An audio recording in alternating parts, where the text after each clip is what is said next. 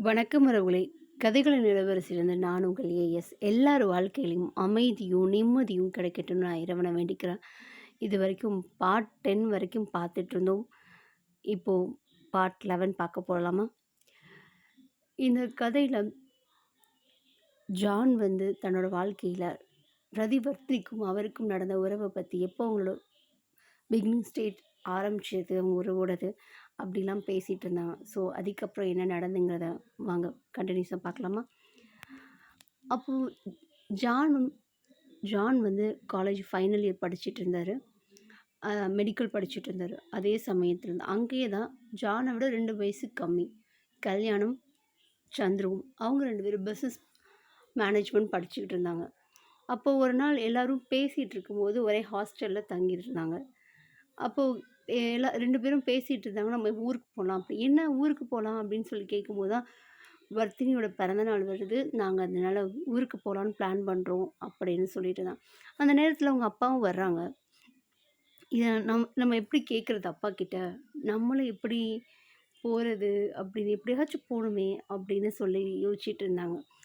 அப்போ பார்த்தா கல்யாணம் கூப்பிடல, சந்துருவும் கூப்பிடல, இவங்க பாட்டும் ரெடி ஆகிட்டு இருந்தாங்க. என்னென்ன வாங்கலாம் அப்படிங்கிற மாதிரி திங்ஸ்லாம் பட்ஜெட் போட்டுட்ருந்தாங்க. அப்போ வந்து கல் ஜானோட அப்பா வர்றாரு. வந்து சொல்கிறாரு, "என்னப்பா ஊருக்கு போக எல்லாம் ரெடி ஆகிட்டிங்களா? டிக்கெட் புக் பண்ண போகிறேன்" அப்படின்னு சொல்லி. "ஓகே புக் பண்ணிடுங்க, இல்லைனா கூட நான் புக் பண்ணிக்கிறேன்" அப்படிங்கிறேன். "இல்லைப்பா, என்னைய என் கூட தான் வர சொல்லிட்டு இருந்தாங்க. பட் என்னால் இப்போது பிஸ்னஸில் முக்கியமான மீட்டிங் இருக்குது, என்னால் வர முடியாது. ஸோ அதனால் நீங்கள் ஜானை ஃபஸ்ட்டு கூட்டிகிட்டு போங்க, நான் பின்னாடி வந்து நான் கலந்துக்கிறேன்" அப்படின்னு சொன்னேன். ஜானுக்கு ஆஹா! இந்த வார்த்தைய கேட்கத்தானே இத்தனை நாளா காத்திருந்தேன் அப்படின்னு சொல்லிட்டு அவங்க அப்பாவுக்கு ஒரு மனசுக்குள்ளேயே ஒரு 1000 தேங்க்ஸை போட்டுட்டு ஒரே சந்தோஷம் அவனுக்கு. எப்பட்றா பார்க்கலாம் பார்க்கலான்னு அதை வந்து அவன் வந்து வர்தினிக்கிட்ட சொல்லவே இல்ல. ஜான் வர்றத. இவங்ககிட்டயே கல்யாணிக்கிட்டயும் சந்துருக்கிட்டயும் சொல்லிட்டான். நான் வர்றேன்னு வர்தினிக்கிட்ட சொல்லாதீங்க, சஸ்பென்ஸாக இருக்கட்டும் அப்படின்னு சொல்லும்போது, ஓகேன்னு சொல்லி அவங்களும் சொல்லிட்டாங்க. அவன் லண்டன் ஃபுல்லாக ஜான் தேடுறான். லண்டன் ஃபுல்லாக ஒவ்வொரு கடையாக ஏறி அவளுக்காண்டி அவங்க இருக்க போகிற ஒரு 25 நாள் அங்கே இருக்கிறதா பிளான் இருந்துச்சு. அந்த 25 நாள் அவளுக்கு ஒவ்வொரு நாளும் ஒவ்வொரு கிஃப்ட்டும் கொடுக்கணும்னு சொல்லி அவளுக்கு தேவையான எல்லாத்தையும் ஏன்னா அவளுக்கு இனி காலேஜ் போகிறா, அதுக்கு என்ன தேவைப்படும், இவனுக்கு என்னெல்லாம் பிடிக்குதோ, அவளுக்கு என்னெல்லாம் பிடிக்குமோ அதெல்லாம் பார்த்து பார்த்து ஒவ்வொரு விஷயமா அவன் வாங்கினான். அவங்க அப்பாவோட கடை ஒரு தேய்ச்சிட்டான்னு வச்சுக்கோங்களேன், அந்த மாதிரி எல்லா இதையும் தேய்ச்சிட்டாப்புல. அவ்வளோ வாங்கினான்.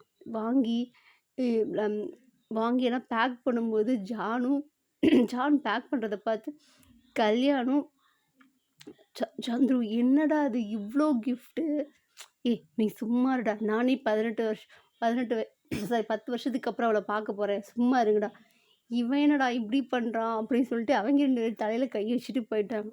அந்த அளவுக்கு எல்லாத்தையும் பேக் பண்ணி அவளுக்காக ஒவ்வொரு விஷயத்தையும் அவ்வளோ அவளுக்கு ஒவ்வொரு விஷயம் என்னெல்லாம் பிடிக்குமோ ஒரு சின்ன சின்ன விஷயத்த கூட பார்த்து பார்த்து வாங்கி அதை சேகரித்து வச்சுருந்தேன். நம்மளுக்கு பிடிச்சவங்களுக்காக நம்ம தேடி தேடி வாங்கி அவங்களுக்கு அதை கொடுக்க போகிறதுக்கு ஒரு சந்தோஷம் இருக்குல்ல, அது ரொம்ப பெரிய விஷயம். அதில் ஒரு நல்ல ஃபீல் இருக்கும். நம்மளுக்கு பிடிச்சவங்களுக்காக தேடுறது, அவங்களுக்கு என்ன வாங்குறதுங்க தேடுறோம் பாருங்க. ஒவ்வொரு கடையாக அதை தேடி தேடி அது அவங்களுக்கு சரியாக இருக்குமா, எந்த விதத்தில் அந்த கிஃப்ட் அவங்கள பாதிச்சுக்கூடாது, ஹர்ட் பண்ணிடக்கூடாதுன்னு ரொம்ப பார்ப்போம்ல. ஒரு சின்ன வளையல் வாங்கினா கூட அந்த வளையலில் டிசைன் கூட அவங்க குத்திடக்கூடாது அப்படிங்கிற மாதிரிலாம் யோசிப்போம்ல, அந்த மாதிரி தான். ஸோ அந்த மாதிரி வாங்குறது ரொம்ப ஸ்பெஷலாக இருக்கும். நீங்கள் அந்த மாதிரி ஏதாச்சும் வாங்கியிருக்கீங்களா? வாங்கியிருந்தா கமெண்ட் பண்ணுங்கள். அதுக்கப்புறம் அந்த மாதிரி வாங்கி அதே அவள் 8 வயசில் எப்படி அவன் பர்த்டேக்கு போனானோ அதே மாதிரி இவளோட 18 வயசில் அவளோட பர்த்டேக்கு போகிறான். அப்போ போகும்போது பார்த்தா ஃபங்க்ஷன் அன்னைக்கு தான் டிக்கெட் கிடைக்கல. நாள் போட்ட டிக்கெட் கேன்சல் ஆனால் அன்னைக்கு பர்த்டே அன்னைக்கு தான் அந்த டிக்கெட் கிடச்சிச்சு. ஸோ அதே மாதிரி ஃபங்க்ஷனுக்கு கரெக்டாக போயிட்டாங்க எல்லோரும். பார்த்தா 8 வயசில் குட்டிய ஒரு பொண்ணை பார்த்தவன் எனக்கு 18 வயசில், அதுவும் இந்தியன் ட்ரெடிஷ்னல் ட்ரெஸ்ஸில் பார்க்க அவ்வளோ அழகாக, அப்படி ஒரு தேவதை மாதிரி அவன் கண்ணுக்கு தெரிஞ்சான். அவளோட மேக்கப், அவளோட ட்ரெஸ்ஸிங் சென்ஸ் எல்லாமே அவ்வளோ அழகாக இருந்தது. அதை பார்த்து ஒரு நிமிஷம் மெய் மறந்துட்டான்.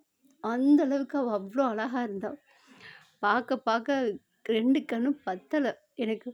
அவனோட இதயம் வந்து அப்படியே வேகமாக துடிக்குது. ஜான், என்ன நம்ம இதயம் இவ்வளோ வேகமாக துடிக்குது, இது இவ்வளோ வேகமாக துடிச்சா அது நம்மளுக்கு நல்லது இல்லையே, இவனுக்கு இவ்வளோ இவ்வளோ ரதி இவ்வளோ இவ்வளோ அழகா இருக்காளே!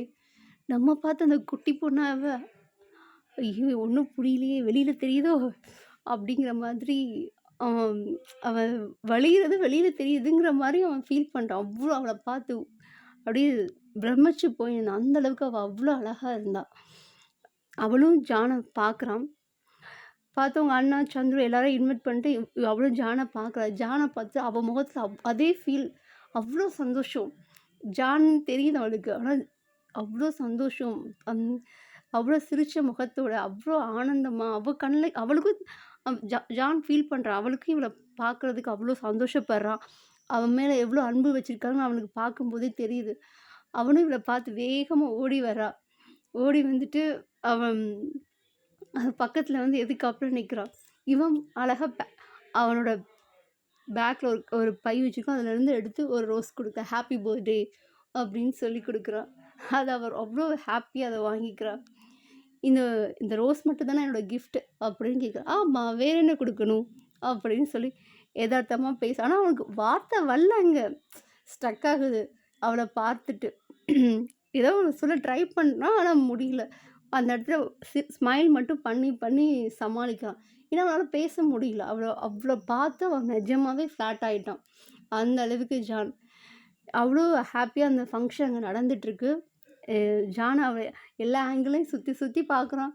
எல்லா இடத்துலயும் அவங்க அவங்க அப்பா, வர்தினி அப்பா, சந்துரு அப்பா எல்லாம் கூப்பிட்டு பேசுறாங்க. எல்லாத்தையும் பேசுறான். அவன் கான்ஷியஸ் ஃபுல்லா அவளையே பார்க்குறா. ஆனா அவளும் இவன தான் பார்க்குறான். இத 2 சந்துருவும் கல்யாணம் பார்க்குறான். கருமோண்டா! அப்படின்னு கல்யாணம் தலையில வச்சுக்கிறான். அப்படின்னு சொல்லிட்டு இருக்கும்போது சந்துருக்கு ஒரு சின்ன கோவம் வருது. இவன் என்ன அவளையே பார்த்துட்டு இருக்கான் அப்படிங்கிற மாரி சின்ன கோவம் மனசுக்குள்ள லைட்டா இருக்கு. பட் ஆனா அத பெருசா எடுத்துக்கலாம அவன் போயிட்டான். அப்பதான் அந்த குட்டியா பார்த்த ரதி தேவி கொஞ்சம் வளர்ந்துருக்கா. ரதி தேவியும்